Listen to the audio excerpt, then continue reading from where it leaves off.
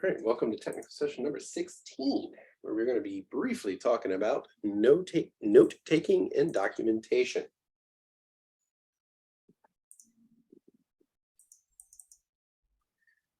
So the objectives for this particular T session is to explain the role of note-taking when reading and resolving tickets, list the principles of effective note-taking and documenting tickets, evaluate some simple notes briefly to determine how to improve the notes based on the criteria for success, and write effective notes and documentation that capture a summary of a problem, the likely cause of the problem, and the solutions that were implemented.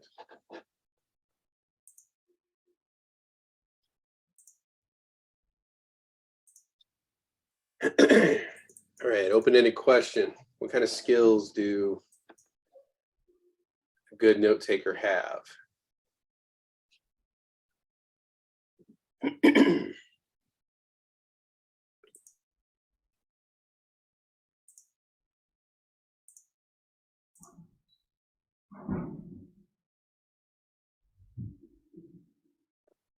Nobody knows?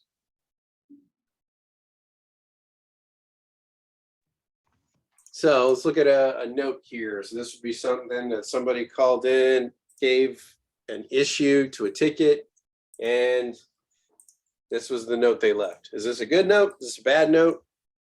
Justify your answer. What is this? Bad note. Bad note. Okay. Why? I can't understand what she wrote, especially RSD. Okay. Last 3 letters. RSD. Okay. Gotcha. I feel like that's a pretty good note. You feel like it's a pretty good note? Okay. Justify it. Why? I would justify it depending on the type of people that you work with. Okay. It is unprofessional. It's extremely unprofessional. But if you are working in a team where you have a certain amount of rapport between colleagues and you know how people speak, then you'll be able to understand this way faster. Every time she tries to open Adobe, she gets an error message, so she can't do any work until the issue is resolved. Okay. So if you're used to people speaking like that, then you'd be able to do it. Okay. But So I would say it's good, but it's for the most part in a purely professional setting, you should probably, if you're going to use shorthands, it should be talked about before. Okay. I would disagree, because I feel like if you left the job and those people left the job as well, and that issue is still documented and somebody came later on and saw this note, they wouldn't know what you're talking about. Okay. I'm kind of in the middle. I feel like it's a good note because it gets to the point. It's clear. It gets to the point. It's not all over the place. They know exactly what is happening when they read it. The only thing that's missing is just like the shorthand and just maybe more details. That's why I'm a little confused. I know it's clear and concise. It gets to the point, but it's just missing some more to make it like acceptable for everyone.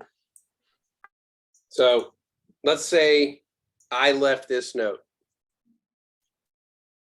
and I rage quit and decided to just leave and pursue my career as a Twitch star. You come behind me and you just see a Post-it note on my desk with this. And who they talking about? Yeah, she Okay, is so very who's she? non-specific. Yeah. Who's she? Right. So who's she? Okay, there's one big important issue. So who is she?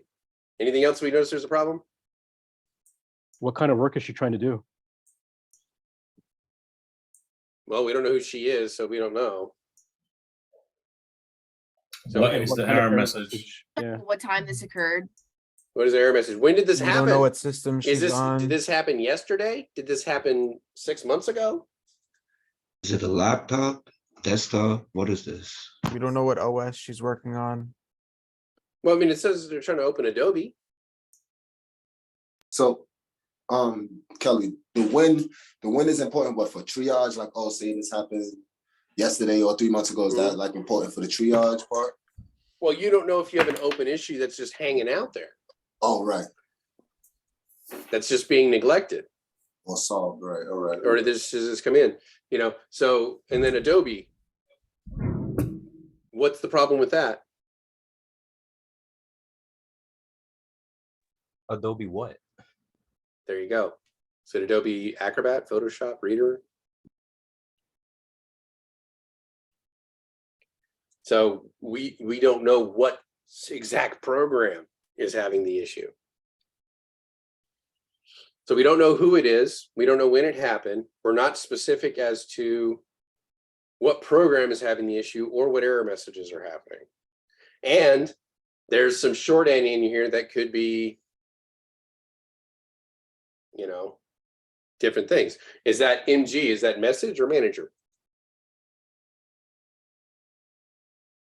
Work or week? Is the issue Context. rescheduled, resolved? Context, but yes, you can't know. It's you're going to have to assume. You don't want to assume. Yes. So got a lot of problems here. How do we get in touch with them? So we don't know who she is. Do we call she? Do we send she an email?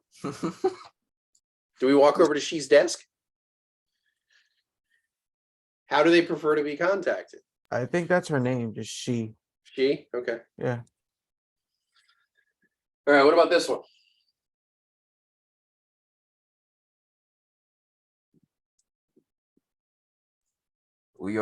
It's already 10 times better with a heading. Let me tell you that much. I feel like I work. I feel like I know what's happening. Like I was at work. Yep. 100% that's his diary entry. I mean, I distinctly remember when I first started working in an office, I got a phone call from one of the vendors for my mentor, and he was at lunch, and I had to go over to his desk and get some information for the vendor so that they could do the proper pickup. And I'm sitting there and I know which note he wrote it on, and me and 3 other people were trying to decipher the words that were on this piece of paper. The guesses were things like Bogota, I think Barbados, like we were going like all over the place. We were for sure it at least started with a B. We were there for 10 or 15 minutes, couldn't figure it out, came back, and I kid you not, it was Miami. This is how bad the writing was. So, you know, we have to be able to decipher these things. And that's where like a note-taking system like this becomes extremely helpful. And most of it is pretty formatted to where you have to fill in specific boxes for it to even register the note as being able to be saved. So already right off the bat, what are some differences we notice here? Date and time. Date and time. We know when it happened. We know who took the note. So Clara Jones, that wasn't, well, that's who it was about, not necessarily who took the notes. So Clara Jones is the infamous she. What else? Try to open Acrobat Reader. There we go, Acrobat Reader. So we know what program we're getting. And we have a little bit more detail on the type of error. So it's an application error. Yes, Brianna. She wrote about an agreement towards the bottom. She gave follow-up after what happened after. There we go. Or whoever the note taker was. So she basically said, we agreed to remote into the computer at 5:30 p.m. this evening to investigate the issue, see if we can resolve it. So we have a plan of action. So significantly more detailed, better if we came in behind, you know, whoever wrote this note, we would have a much clearer path as to what's going on. So that's pretty much the essence of the note taking, what we're doing. So here's the 2 notes side by side so we can kind of see those differences. It's not going to take significantly longer to do notes number 2 versus note number 1. It's probably an additional 30 seconds, but provides infinitely more useful information.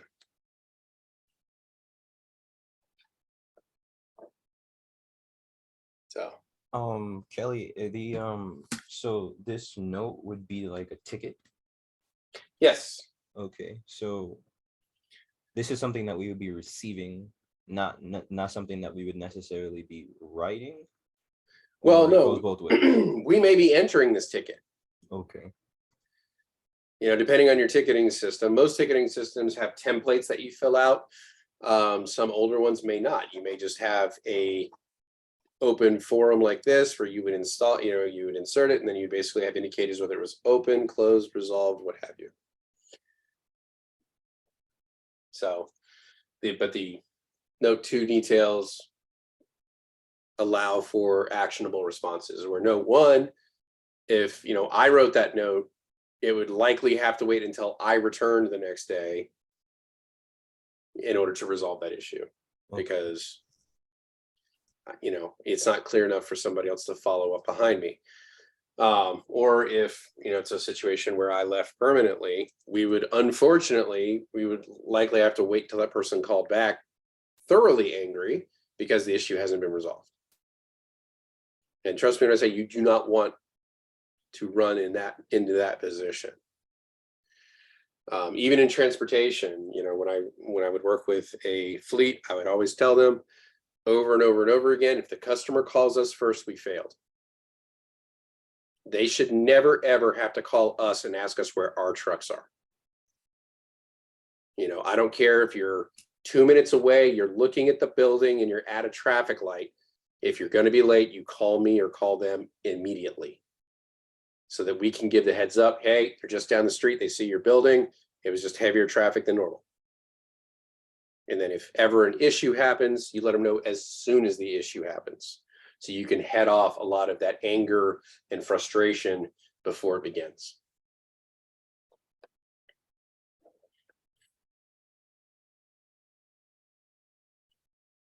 All right. So I'd recommend getting a good screenshot of this. So note-taking effectiveness.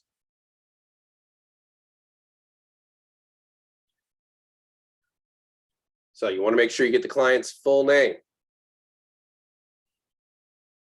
Is there cases where you have multiple people at the same organization with the same name? It does happen.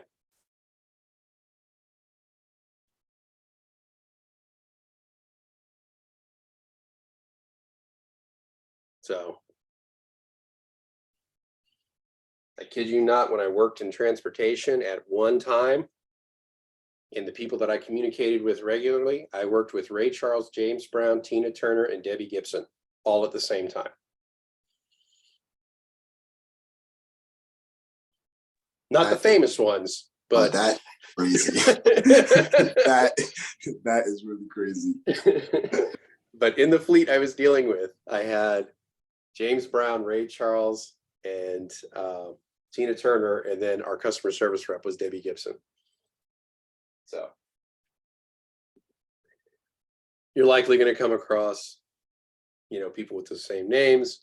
So sometimes having a middle initial or at least having their email can help identify which specific one you're communicating with. Next, date and time you spoke with the client every time you speak with them. So you need it especially for that first communication, but any additional communications you make, you need to record that date and time. So if there's ever questions later, you can go back and say, I spoke to them on Monday, I followed up on Wednesday, and then Friday I talked to them again and we resolved the issue on Friday. This stuff doesn't necessarily pop up immediately. Transportation, that's one of the things we learned. Sometimes issues come back up a year or two later. And if you've dealt with thousands of tickets since then, it's going to be really hard for you to remember what happened. So you need good note taking, not just for you, but for anybody else who follows you, because they may run audits. There may be issues that couldn't be resolved. And then unfortunately, there are legal ramifications to this. So you need to act as if, make sure everything is documented properly. use standard English, or if you're operating somewhere else, whatever the standard language is for wherever you're working, and correct grammar. Be concise. We're not writing a novel. We're simply just stating the events that have occurred.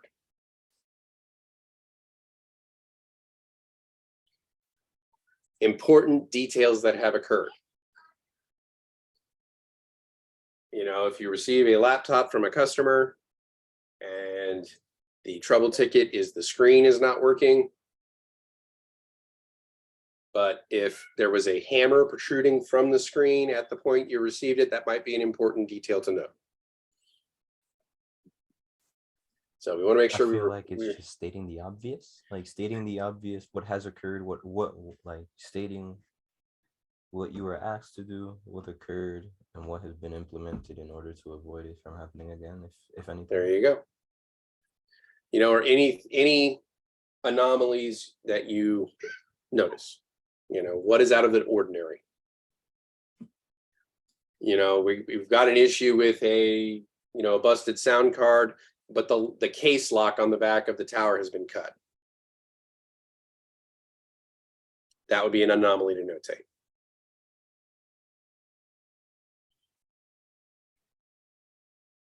Note any circumstances that might make the ticket urgent. Christine is having problems with her email. But if somebody's new to the company and they don't pick up on the fact that Christine is the CEO, that would be an important detail to notate so that you would know it's urgent. You know, or if there's a server down and then they don't tell you that that server belongs to operations and the business is unable to function until that server is brought back up. That would be an important detail that might make the ticket urgent. So any attempts that you may try that maybe are unsuccessful, make sure you notate what you did and what the result was. So when you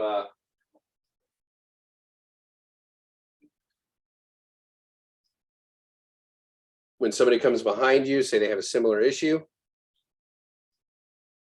they're able to say, okay, I know X, Y, and Z didn't work. I can jump straight to, A again, and I know that should resolve my issue.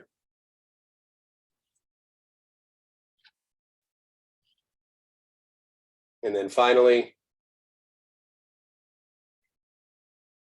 if you're unable to resolve the issue at that time, you need to record what specific actions you're going to be doing in the meantime, or what things you're looking into, or if you're escalating the ticket, what have you. You need to record your actions that you're taking at that time, and then give follow-up instructions to the client, letting them know, hey, don't say, we're absolutely going to have this resolved for you by the end of the day. Don't worry about it, because rest assured, the moment you do that, something's going to come in that it makes it something you can't resolve quickly or easily. So let them know we'll be following up with you at this particular time. We'll give you an update as to that time as to what's going on. So we're working on resolving the issue now. Try to avoid speaking in absolutes, because absolutes give people a lot of reason to be angry. Like, well, you promised me this would be up and running in 2 hours. It's been 3 days. And the longer it goes on, the more angry they become. Think of a time when you were dealing with customer service and you had something similar happen. Has anybody had that happen? Yes, sir. Yep. That's why, one of the reasons why I will never speak fondly of Circuit City or CompUSA, excuse me, is I had a laptop I purchased for them when I was a freshman in college. Got the 3-year warranty, motherboard fried in less than a month, and it took me 6 months to get a replacement. And that was after I started showing up at their office after 2 months and making a scene every day. It took a regional manager walking in while I was making a scene to get it resolved.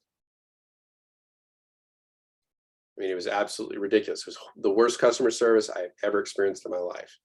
And so I always try to remember that when I'm on the other end of that, trying to offer good customer service. Questions so far?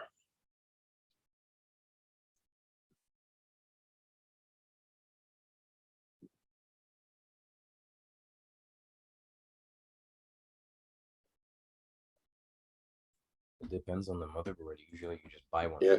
Yeah. Sometimes, I mean, and especially like at the time, they had all that stuff in stock. So they literally could have just taken one right off the shelf and put it in. That's probably the worst type of feeling that you can get, especially when it's like if I was able to, I wouldn't even be asking you. Yeah. I just go and take it myself. Yeah. And so like as a, somebody, I'm new to college, I desperately needed a computer in order to be able to complete my coursework. And it took 6 months to resolve an issue that should have been resolved in a day. I hate it. Trust me, I think we've all been there. Yeah. So, and remember those when you're dealing with customers, and try not to give a customer that type of experience, because there are ways you can handle situations where you can empathize with the customer. You can, work with them and try to get things done. And even if you can't, they still walk away with the experience like, you know what, I didn't get my issue resolved, but I know Adriel did everything he could to help me. So the next time I have an issue, I'm still going back.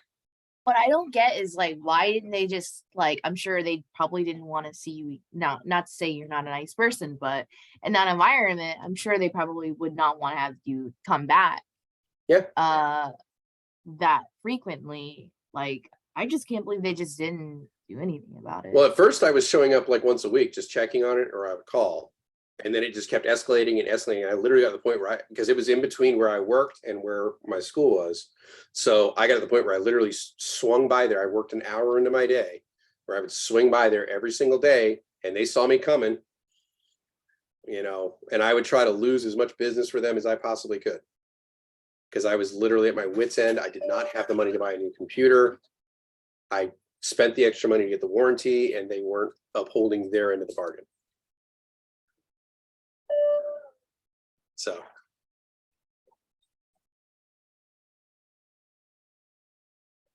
But well, they got to be out of business now. Oh yeah, well they didn't last very long after that, because that's how they treated all their customers. They were eventually bought out by like Tiger or something, and they were around for a little while, kind of a zombie company. And I think we still had one of them here like a couple years ago, but nobody went there. It was one of those things like you only went there for parts, and only if you knew what you needed.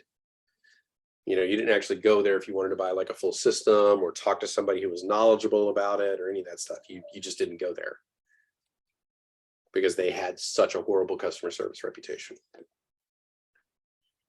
And ironically, I learned this, that a computer company whose whole business model was on technology and all that fun stuff being on the cutting edge, kept all their warranty information on paper in storage units. Didn't even database it. One flood. Yeah. One bad day, one fire. Over. Yep, pretty much. So, but yeah, and so as expected, they had a very poor business model, and they're no longer in business. We don't want to do that. We want to provide exemplary service. We want our customers coming back to us. We want our customers asking for us by name. We want them calling back saying, you know what? Madison took awesome care of me. Next time, is there any way I can talk to her? Well, she's helping another customer right now. It might be 30 or 40 minutes. That's fine. I'll wait. Because I know even after that wait, I'll be taken care of.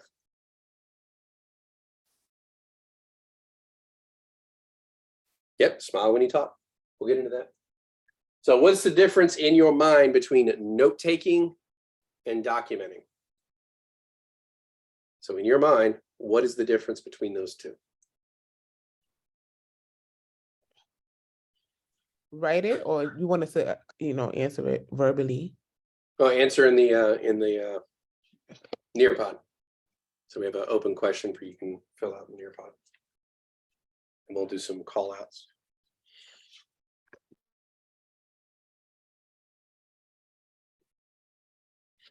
What company was this that went out of business?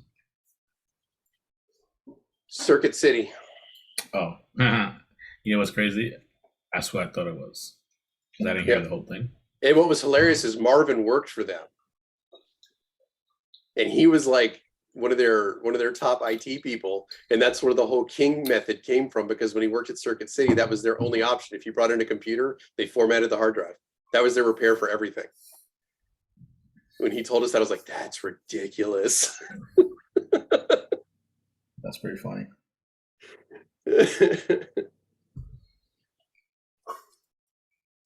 And he was like, and I knew nothing about computers, and I was like the supervisor of the IT department.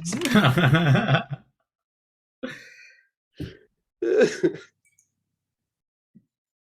I was joking. I was like, were you working at the one in Jacksonville at that time?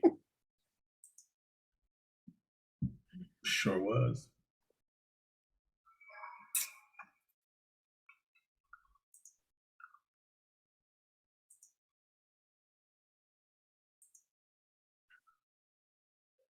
All right, so note taking is a short, concise wrap of the material. Documenting is going into further detail about what you are taking in. Taking notes on, okay. Documenting is more detailed than note taking, going into more key points, long and detailed. Seeing a trend here.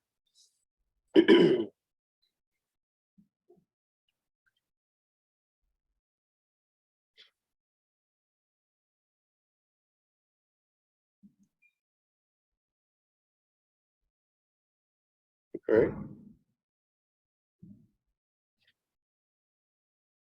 Getting a note taking, much detail as possible. Documenting is reporting.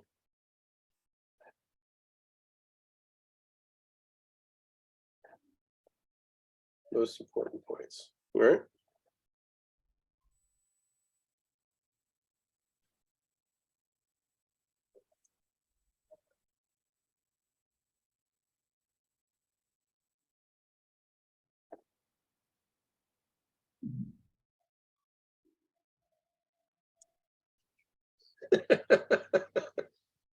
Congratulations, Cynthia.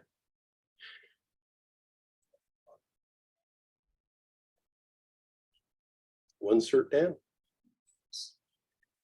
All right, so let's call out here, Brianna. What do you think is the difference between note taking and documenting?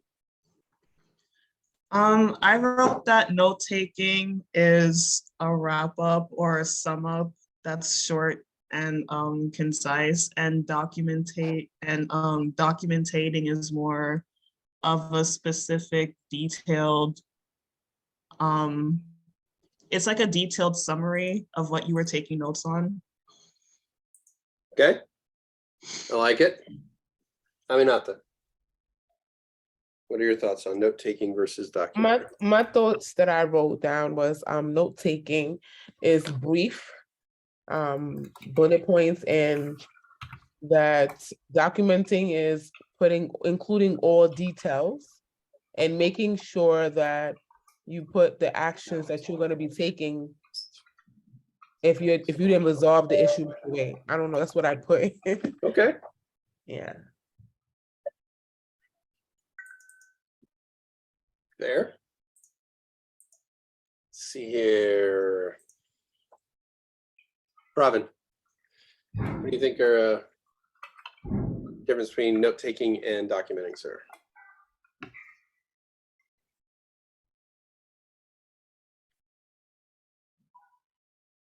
Oh, I think he's other occupied. Amaya, what do you think? What are your thoughts on the difference between note taking and documenting? For me, note taking is a brief summary of a big chapter, while documenting is like diary, a recording of and detailed of some event. Excellent. I like it. So in general, we seem to have kind of a consensus here. Your note taking is kind of getting those brief notes that you're jotting down, just trying to get that information in. Just, basically it's like your bullet points, A, B, C, D happened. Documentation is going to be a little bit more thorough in explanation and letting you know what has occurred. Here's the resolution. Here's how we wrapped it up. And from this point forward, if this issue occurs again, you can skip attempted steps A, B, C, go straight to F.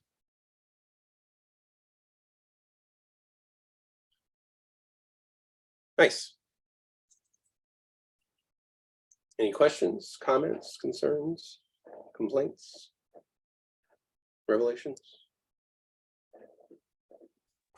I swear, Kelly, every day I come back to the cohort, like every morning, like after I'm studying, I'm like, yo, I'm so ready to be a technician. Like, I'm so ready. And then we come back to class and I'm like, bro, let me go back. Maybe it's not for me. Maybe it's not for me. It is. It is for you. Trust me, it is. Now, this was a quick, brief run through, not overly onerous, but it is important. I feel like this is very important for simplification for people that tend to overcomplicate things. It's like myself, like putting holes or in the case for oversimplify. more- some people more oversimplify, some people overcomplicate. It's not a novel. We don't need, it was a brisk sunny morning when DW called with a monitor issue. I was just finishing my coffee, 2 sugars, and I had to go. I mean, we don't need to know all that stuff. We need to get straight to the point. Don't overcomplicate it. Don't be overly verbose. It doesn't need to make for exciting reading. It just needs to be efficient and let us know exactly what's going on. You don't need to be a full-blown technical writer. I know, aren't you taking a course on that, DW? So he loves it. He loves it. He raves about it every day. He wishes they had like 2 or 3 more courses on it. I sure don't. I had to write a memo about a memo. So it is a course on how to write stereo instructions. In short. So, all right. That was a quick one. Got another quick one going on. I think this one is only 15 slides, and we don't really do a lot of those. Or a few of them. Here we go. New Year pod. We'll go through this one. They'll get through this one pretty quick, and we'll still get some async time in before lunch.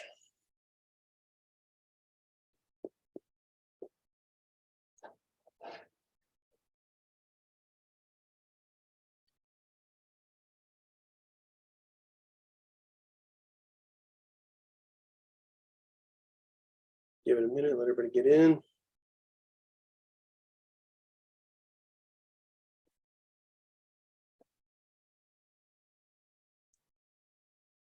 Get a chance.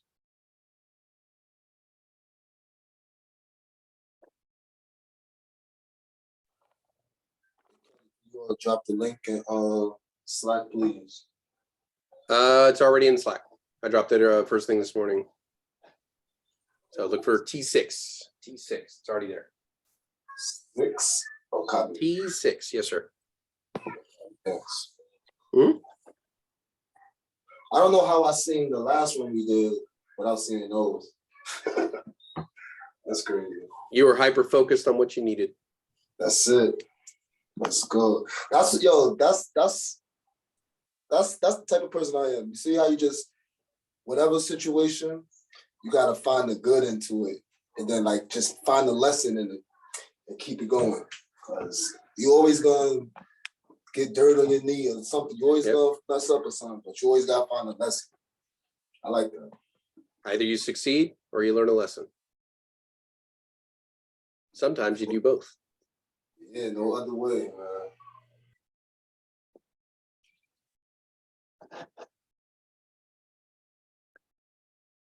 I can find my cheesy motivational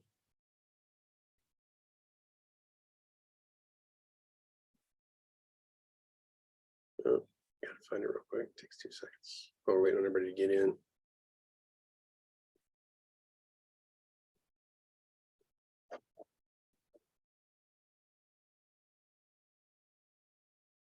Option. Cheesy motivational message for the day.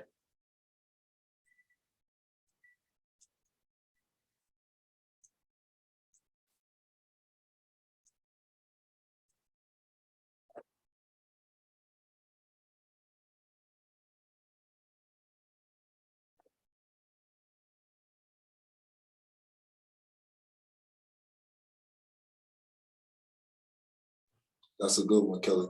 Yep. Found a few of them that I really liked. That's a good one. You know. And so I grabbed a batch of them. I put one in there, you know, in the Slack channel, like last week or something like that. Is, you know, when you want to give up, remember why you started. Mm-hmm. You know, goes right back to the remember your why.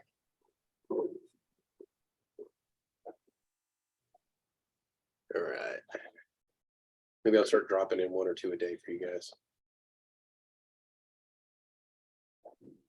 That'll be cool. All right.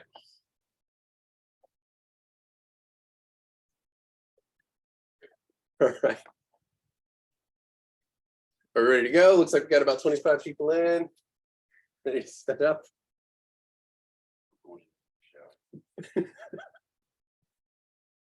All right. Go ahead. Oh, we didn't stop the recording. Hold on.